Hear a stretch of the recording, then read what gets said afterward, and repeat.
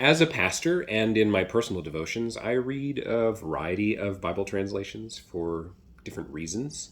I also make my own translations every once in a while from the ancient Hebrew and Greek, especially for my preaching. And I find that comparing translations helps me notice things that I probably wouldn't otherwise.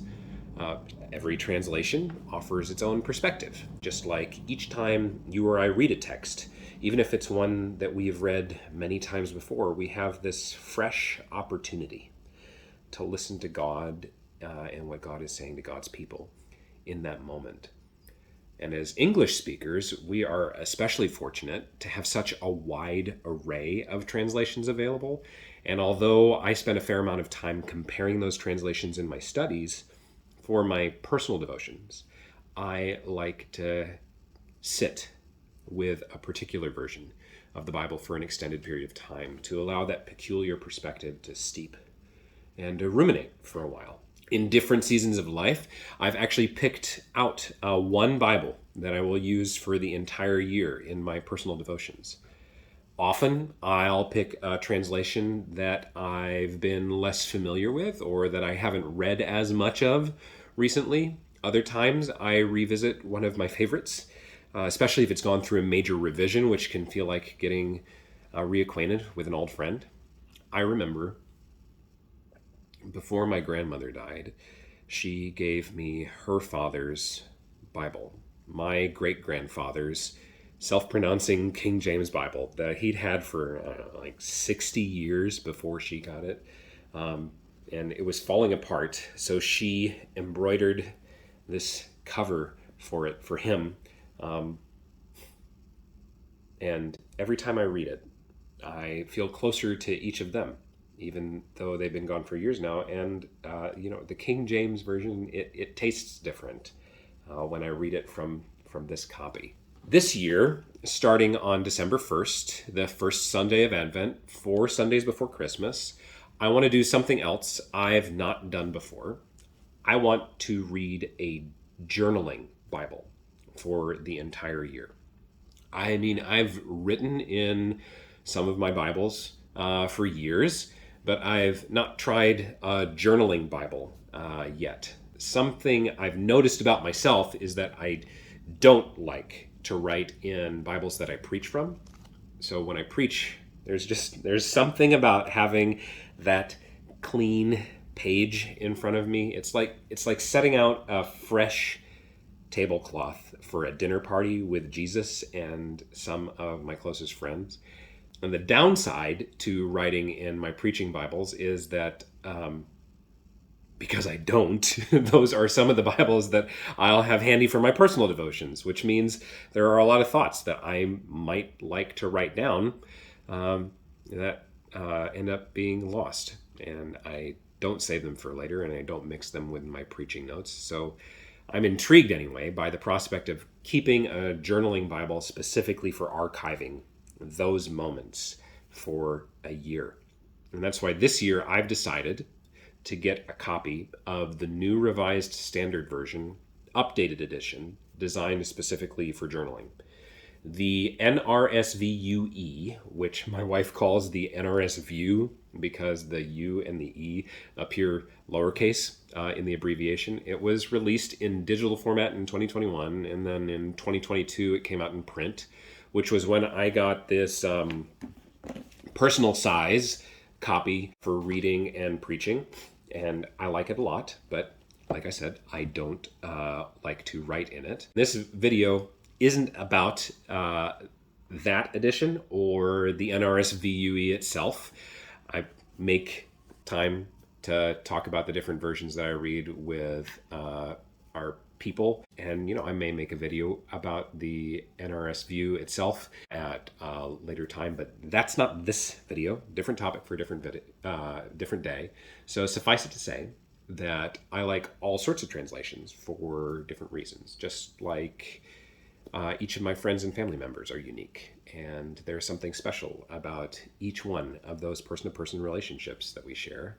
I want to get to know the NRS View better. And journaling with it this upcoming year, it feels like a timely opportunity.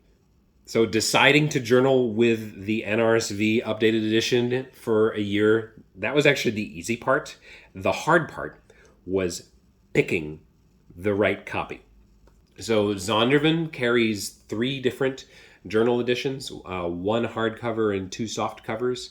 The hardcover comes in like this cream and black cloth over board. Then they have what they call their artisan collection, which is bound in synthetic leather, and it resembles like paint on a canvas. They also have their more standard black leather soft edition. The artisan collection isn't marketed.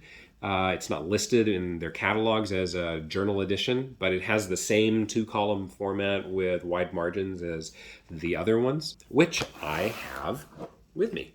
So what I want to do is a side-by-side comparison of these two to help myself decide which one I want to use for journaling. So I'm going to switch the camera around so we can get a better up-close view of the NRS view. So because I already landed on translation and an edition, same publisher, these 2 Bibles have a lot more in common than they don't. But there are enough differences that I knew before I decided which one I was going to use this year, I needed to have them both in my hands. So let's compare. They both have double column format with Zondervan's comfort print typeface that is set in 9.5 font. They're both on this same thick cream colored paper with lines, faint lines on the wide margins. Heads up, that artisan collection that I mentioned is set in 8.5 point font on the more traditional thinner white paper. Both of these editions have like over 1,800 pages, same number, like 1,856 pages, which includes the Apocrypha or the deuterocanonical works set between the Hebrew Bible and the New Testament. They both have the same lateral dimensions, so they're both 7.25 inches wide and just over 9 inches tall. The leather soft one is 2 inches thick, and the hardcover one, because of the spine, is just a little bit more at like 2.25 inches. Predictably, the hardcover adds a little bit of extra weight. The leather soft one comes in at 3 pounds, 1.7 ounces, which is just over 1.4 kilograms for our metric friends, while the hardcover comes in at 3 pounds, 3.8 ounces, which is just under 1.5 kilograms, 1.47 kilograms. With the thicker paper and the wide margins and the deuterocanonical works, I wouldn't expect either of these to be any slimmer. They both have this Smith sewn binding, which helps them to lay flat when they're open. Other than that, the only major differences are that the leather soft one has these gilt pages that you might be used to, and it's got 2 ribbon markers, whereas the cloth one has unfinished page edges and only 1 ribbon marker, even though there are some pictures online with 2 ribbon markers on the hardcover edition. So what do I like? I really like this comfort print typeface. I've grown accustomed to it with the Bibles that I've gotten from Zondervan. And as someone with impaired vision, I do find the type is noticeably more comfortable than some of my other Bibles without it. I like the wide margins. They feel just about the same width as the two columns. So they're not awkwardly wide, but they're inviting. And I like that they're lined. Some journalers may prefer without the lines so that they can have more of a blank canvas to do something more expressive, I suppose. But for me, not only will the lines help me write straighter, they'll also keep my markings on the smaller side since I tend to fill the space available to me when I write. I also like the thicker paper. I mean, it still feels like Bible paper, but more like the kind that you're going to get from a journal. I've found other Bibles that have the wide margins but keep the thinner paper, and as someone who pushes pretty hard when I write, which I attribute to my poor vision, I'm happy with the sturdier paper stock. I also like these 15 extra pages for notes after Revelation. I haven't decided what I'll do with them yet, but it is nice to have them, and that there are enough of them seemingly to justify having them. I'm just glad that they're there.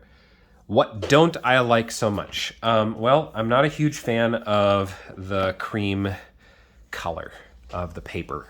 I understand the aesthetic of off-white paper, like you find with a lot of blank journals, but the paper color doesn't lend itself as much to highlighting on a variety of pen colors because of the potential distortion. I mean, I'm going to try it, but I do wish I had an option for the thicker paper in pure white.